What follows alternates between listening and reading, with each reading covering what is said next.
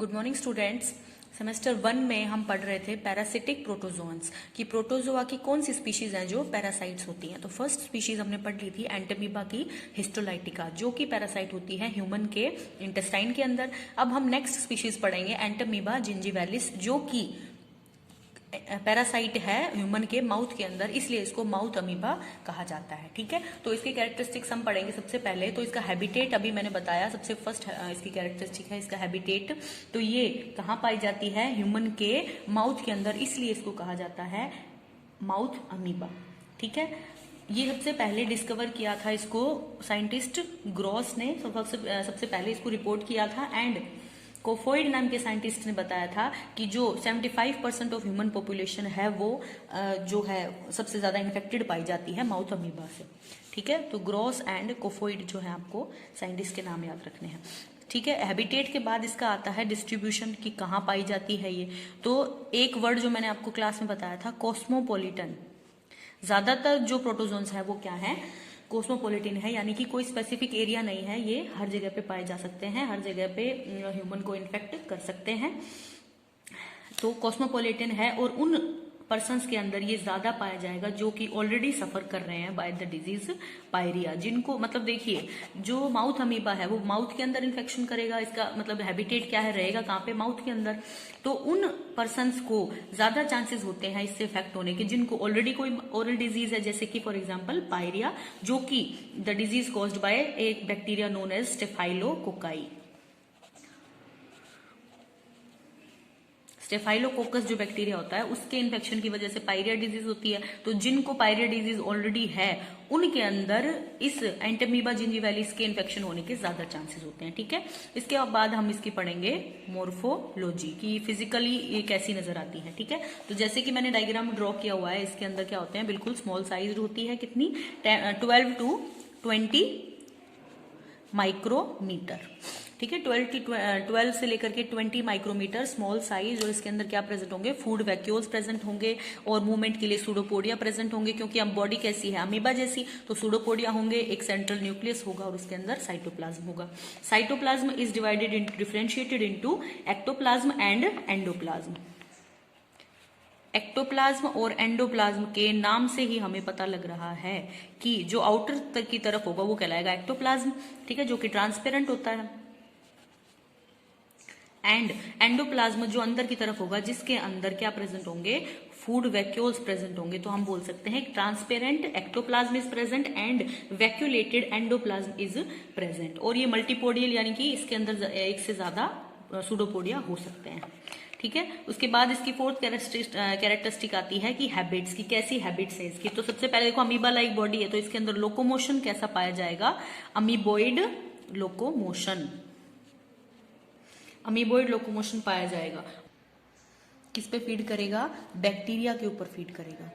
ठीक है, तो अमीबॉइड लोकोमोशन शो करेगा, बैक्टीरिया पे फीड करेगा, इसका मेन जो फूड होगा बैक्टीरिया। एंड इस रिप्रोडक्शन कैसे होगा इसका? थ्रो बाइनरी फ्यूजन की रिप्रोडक्शन करेगा, only through the binary fusion. और इसके अंदर एंसिस्टमेंट नहीं पाई जाती, तो अलग से इसको हम मेंशन करेंगे, इट डज नॉट अंडरगो एंसिस्टमेंट। एंसिस्टमेंट मैंने आपको पिछली स्पीशीज में बताया था कि आउटर कवरिंग अगर अपने ऊपर एक बना लेता है ऑर्गेनिज्म तो उसको सिस्ट कहते हैं। तो ये इट डज नॉट अंडरगो एंसिस्टमेंट, क्योंकि ये इसका ट्रांसमिशन देखो एंसिस्टमेंट कब होती है? जब ये जो बैक्टीरिया हमारा जो भी प्रोटोजोन है वो इन्फेक्शन करता है एक होस्ट से दूसरे होस्ट में, तब वो एंसिस्टमेंट के प्रोसेस में अंडरगो होता है। लेकिन ये जो प्रोटोजोन है ये फैलता है माउथ के अंदर, तो माउथ टू माउथ किसिंग के थ्रू ये फैलता है, तो इसको एंसिस्टमेंट की जरूरत नहीं होती। तो इसका स्पेशल फीचर है, it does not undergo encystment because it transmitted from mouth to mouth kissing के थ्रू ये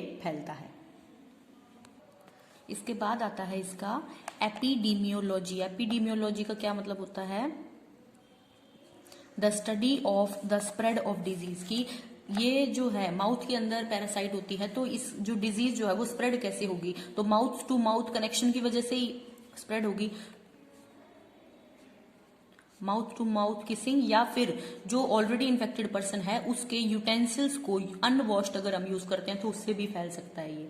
ठीक है, इसके बाद आप इसका नेक्स्ट कैरेक्टरिस्टिक आता है डिजीज एंड सिम्टम्स की। अगर आपको इसका इन्फेक्शन हो गया है तो आपके अंदर क्या सिम्टम्स आएंगे?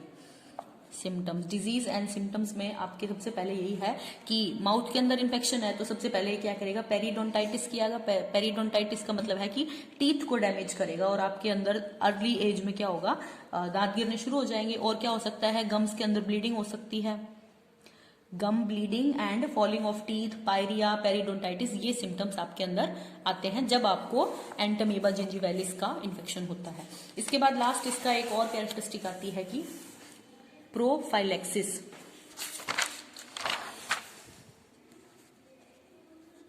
प्रोफाइलेक्सिस मैंने आपको लास्ट स्पीशीज में भी बताया था। प्रोफाइलेक्सिस का मतलब है कि कैसे हम बच सकते हैं डिजीज से, क्या प्रिकॉशंस हमें लेने चाहिए। तो देखिए कि क्योंकि ये माउथ का पैरासाइट है तो हमें क्या करना चाहिए कि हमेशा जो इन्फेक्टेड पर्सन है उसके यूटेंसिल्स को हमेशा वॉश करके यूज करें और हमेशा इसका हैंकी का यूज करें, handkerchief, and utensils of infected person should be properly washed before use.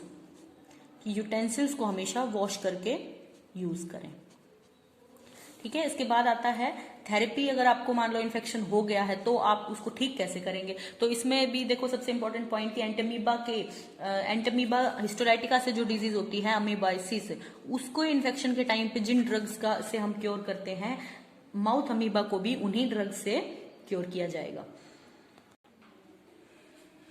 ठीक है। अब हम सेकेंड स्पीशीज के बाद थर्ड स्पीशीज जो है एंटमीबा की, उसका नाम है एंटमीबा कोलाई, जिसको शॉर्ट फॉर्म में हम लिखते हैं ई कोलाई।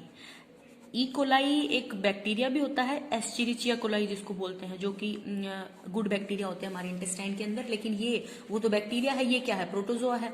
तो एंटमीबा कोलाई भी एक प्रोटोजोआ है जो ह्यूमन की बॉडी में पाया जाता है, जो कि पैरासाइट नहीं है, क्या है, एंडोकोमेंसेल है।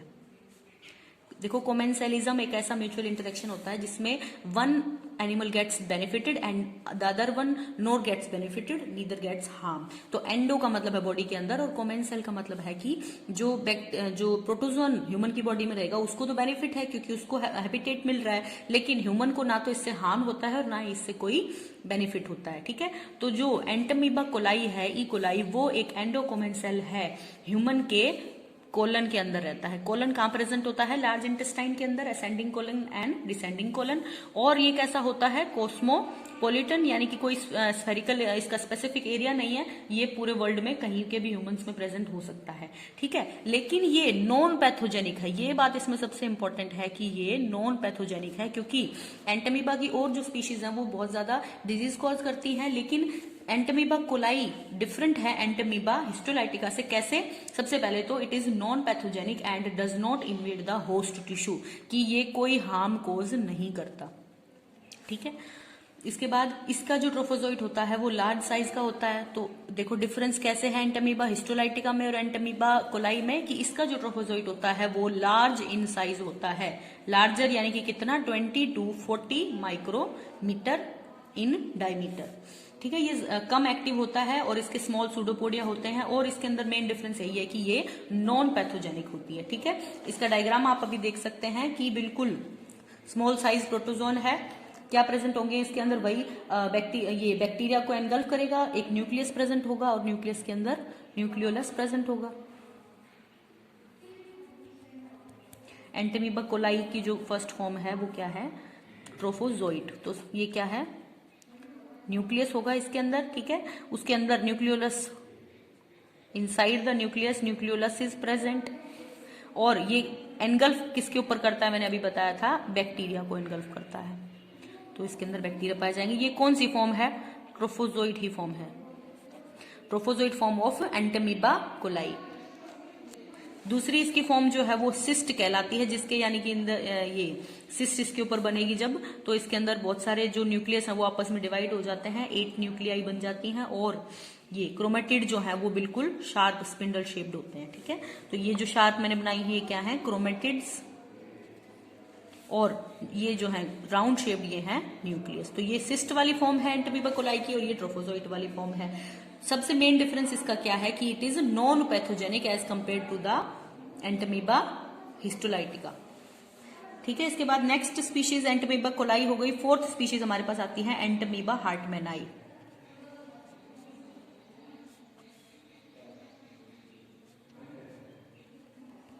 एंटमीबा हार्टमैनाई जो है नेक्स्ट स्पीशीज जो मैंने बताई एंटमीबा हार्टमैनाई, ये भी क्या है, डिजीज कॉज करती है, पैरासिटिक होती है। कहाँ इसका हैबिटेट क्या होगा, ल्यूमन एंड म्यूकोजा एंड सब mucosa of the large intestine. कहाँ पे रहती है, ल्यूमन यानी कि इंटरनल कैविटी के अंदर, ठीक है, जो इंटरनल कैविटी है उसको ल्यूमन बोलेंगे। ल्यूमन और म्यूकोजा किसका, large intestine of human being के अंदर एंटमीबा हार्टमैनाई पाई जाती है, ठीक है। ये भी इसके वैसे सिम्टम्स होंगे, वही कैरेक्टरिस्टिक होंगी जैसे कि एंटमीबा हिस्टोलाइटिका की होती है, लेकिन ये क्या होती है, लेस हार्मफुल होती है, क्योंकि जो एमीबाइसिस है वो काफी फैटल हो सकती है अगर उसको टाइम पे क्योर ना किया जाए, लेकिन एंटमीबा हार्टमैनाई जो है वो लेस हार्मफुल होती है और वही डिजीज कॉज करती है अमीबिक डिसेंट्री, यानी कि इसके वही सिम्टम्स होंगे जो कि एंटमीबा हिस्टोलाइटिका के होते हैं, ठीक है।